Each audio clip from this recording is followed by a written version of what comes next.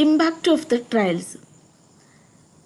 വിപിൻ ചന്ദ്രയുടെ അഭിപ്രായത്തിൽ INA കലാപം എന്ന് പറഞ്ഞാൽ രാജ്യത്തിൻ്റെ പരമ്പരാഗതമായിട്ടുള്ള കോട്ടകളൊക്കെ ബാധിച്ചിട്ടുണ്ടെന്നാണ്. മാത്രമല്ല INA അനുകൂല വികാരങ്ങളുടെ ഒരു സ്വഭാവം സർക്കാർ ജീവനക്കാരുടെയും വിശ്വസ്തരുടെയും സായുധ സേനയുടെയൊക്കെ പ്രധാനമായിട്ട് സ്വാധീനം ചെലുത്തിയിട്ടുണ്ടെന്ന് അദ്ദേഹം പറയുന്നുണ്ട്. വടക്ക് പടിഞ്ഞാറൻ അതിർത്തി പ്രവിശ്യയിലെ ഗവർണർ ജനറൽ മുന്നറിയിപ്പ് നൽകിയിട്ടുണ്ട്. ഇപ്പോൾ കടന്നു പോകുന്ന ഓരോ ദിവസവും കൂടുതൽ നല്ല മനസ്സുള്ള ഇന്ത്യക്കാരെ ബ്രിട്ടീഷ് വിരുദ്ധ ക്യാമ്പിലേക്ക് കൊണ്ടുവരുന്നു എന്നാണ് അദ്ദേഹം പറഞ്ഞിട്ടുണ്ടായിരുന്നത്.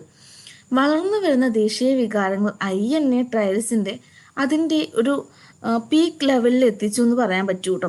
1945-46 കാലഘട്ടത്തിലൊക്കെ ഇത് അധികാരികളുമായിട്ടുള്ളൊരു കലാപപരമായിട്ടുള്ള ഏറ്റുമുട്ടലിലേക്ക് തന്നെയാണ് തിരിഞ്ഞിട്ടുള്ളത്. INA ട്രയലുകൾ ഒരു ഉയർച്ചയുടെ മാതൃകയാണ് കാണിച്ചു തന്നിട്ടുള്ളത്. ഫസ്റ്റ് ഘട്ടത്തിൽ ഒരു സംഘം അധികാരത്തെ ധിക്കരിക്കുകയും പിന്നീട് അതിനെ അടിച്ചമർത്തുകയും ചെയ്തിട്ടുണ്ട്. സെക്കൻഡ് സ്റ്റേജ് നോക്കുകയാണെങ്കിൽ നഗരത്തിലെ ജനങ്ങളെല്ലാവരും ഒരേപോലെ തന്നെ കലാപത്തിൽ ചേർന്നു എന്നുള്ളതാണ് പറയുന്നത്.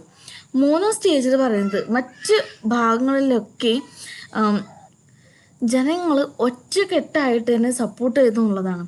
ഇത്തരത്തിലുള്ള ഈ 3 പരീക്ഷണങ്ങളും ജനങ്ങൾക്കിടയിൽ ഒരു ഒരു റെവല്യൂഷണറി ആയിട്ടാണ് തോന്നിയിട്ടുള്ളെങ്കിലും എല്ലാ ആളുകളും ഇത്തരത്തിലുള്ള പ്രവർത്തനങ്ങളൊക്കെ ചെയ്യുന്നതിന് വേണ്ടിയിട്ട് ഒരു ഭയമോ പേടിയോ ഒന്നുമില്ലാതെ തന്നെ മുന്നോട്ട് വരാൻ റെഡിയായിരുന്നു.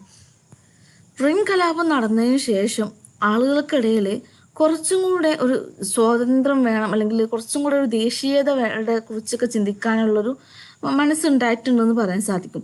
റിംഗ് കലാപം ബ്രിട്ടീഷ് ഭരണത്തിൻ്റെ അന്ത്യം കുറിക്കുന്നതായിട്ടും പലയിടങ്ങളിലും നമുക്ക് പറയാൻ പറ്റുന്ന ഒരു കാരണമാണ്. ഈ സമയത്ത് നടന്നിട്ടുള്ള അല്ലെങ്കിൽ INA നേതൃത്വത്തിൽ നടന്നിട്ടുള്ള കലാപങ്ങളൊക്കെ കൂടുതലായിട്ടും പങ്കെടുത്തിട്ടുള്ളത് തീവ്രവാദി വിഭാഗത്തിലുള്ള ആളുകളായിരുന്നു. ആ സമയത്ത് ലിബറലായിട്ടോ അല്ലെങ്കിൽ യാഥാസ്ഥികമായിട്ടുള്ള ഗ്രൂപ്പുകൾക്കൊന്നും വലിയൊരു റോളൊന്നും ഉണ്ടായിരുന്നില്ല കേട്ടോ. എന്നാലും ഈ ഒരു പ്രസ്ഥാനം വളരെ ചുരുങ്ങിയൊരു കാലഘട്ടത്തിലാണ് നിന്നിട്ടുണ്ടായിരുന്നത്. പക്ഷേങ്കിൽ അവരുടേതായ രീതിയിൽ അവർക്ക് നല്ല രീതിയിൽ തന്നെ ഒരു പെർഫോം ചെയ്യാൻ പറ്റുന്ന രീതിയിലാണ് അവർ കൈകാര്യം ചെയ്തിട്ടുണ്ടായിരുന്നത്. കൽക്കത്തയിൽ 100,000 തൊഴിലാളികൾ പണി മുടക്കിയിട്ടുണ്ടെങ്കിലും ബാക്കി നഗരങ്ങളിലൊക്കെ തൊഴിലാളികൾ സംഘടിക്കാൻ വേണ്ടിയിട്ട് കുറച്ച് ബാക്കിലേക്ക് നിന്നിട്ടുണ്ടായിരുന്നു. എന്ന് വെച്ചാൽ ഈ ഒരു INA നേതൃത്വത്തിൽ നടന്നിട്ടുള്ള പ്രക്ഷോഭങ്ങളൊക്കെ ഒരു നഗരപ്രദേശങ്ങളിൽ മാത്രമായിട്ട് ഒതുങ്ങിക്കൂടി ടൈപ്പായിട്ട് നമുക്ക് കാണാൻ സാധിക്കും. അതുകൊണ്ട് തന്നെയാണ് ഇത് പെട്ടെന്ന് തന്നെ ഈ ഒരു INA ഒരു പ്രവർത്തനങ്ങൾക്കൊക്കെ കുറച്ച് സ്ലോ ആകാനുള്ളൊരു കാരണവും ഉണ്ടായിട്ടുള്ളത്. ഈ ഒരു നഗരങ്ങൾ കേന്ദ്രീകരിച്ചുകൊണ്ടാണ് ഇവർ പ്രത്യേകിച്ച് സൈന്യത്തെയൊക്കെ വിന്യസിച്ചുകൊണ്ടും മാത്രമല്ല ഈ ഒരു സർക്കാർ ഉദ്യോഗസ്ഥരോടും അവരോടുള്ള ഈ അടിച്ചമർത്തലുകളും കാര്യങ്ങളൊക്കെ അവർ ചെയ്തിട്ടുണ്ടായിരുന്നത്. ഈ കലാപങ്ങളെല്ലാം ഒരു വർഗീയത സ്വഭാവമുള്ള രീതിയിൽ നമുക്ക് കാണാൻ സാധിക്കുന്നുണ്ട് കേട്ടോ.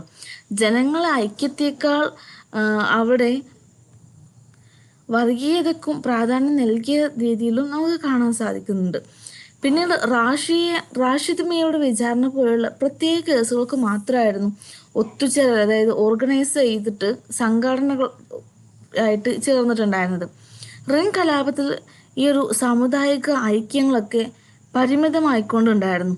ലീഗും കോൺഗ്രസും കമ്മ്യൂണിസ്റ്റുകളും എല്ലാവരും കലാപത്തിൽ ഒരേപോലെ തന്നെ പങ്കെടുത്തിട്ടുണ്ടായിരുന്നു കേട്ടോ. പിന്നീട് മുസ്ലിം റേറ്റിങ്ങുകളൊക്കെ ഭാവി പ്രവർത്തനത്തിന് വേണ്ടിയിട്ട് അല്ലെങ്കിൽ അവരുടെ ഉന്നമനത്തിന് വേണ്ടിയിട്ട് കുറച്ചും കൂടെ ഒരു മുസ്ലിം ലീഗിലേക്ക് പോയ സമയത്ത് ബാക്കിയുള്ള ആളുകളൊക്കെ കോൺഗ്രസിലേക്കും സോഷ്യലിസ്റ്റ് പാർട്ടിയിലേക്കും പോയതായിട്ടും കാണാൻ സാധിക്കുന്നുണ്ട്. റിംഗ് കലാപങ്ങൾ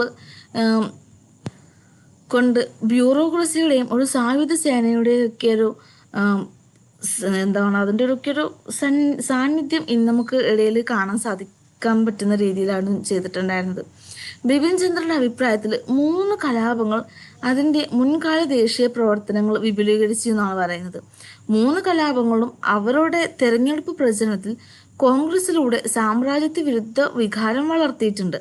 ആഭ്യന്തര വകുപ്പ് ഒരു അന്വേഷണ കമ്മിറ്റി ഉണ്ടാക്കി കോൺഗ്രസ് നേതാക്കളുടെ ഉദാസീനമായിട്ടുള്ള പ്രസംഗങ്ങളൊക്കെ സൃഷ്ടിച്ചിട്ടുള്ള പ്രകോപനകരമായിട്ടുള്ള അന്തരീക്ഷത്തിൻ്റെ അനന്തരഫലമായിട്ടാണ് ഇത്തരം കാര്യങ്ങളൊക്കെ ചെയ്തിട്ടുണ്ടായിരുന്നത്. മാത്രമല്ല ക്യാബിനറ്റ് മിഷൻ അയച്ചതും റിംഗ് കലാപത്തിനെ നല്ല രീതിയിൽ തന്നെ സ്വാധീനിച്ചു എന്നാണ് പറയുന്നത് കേട്ടോ.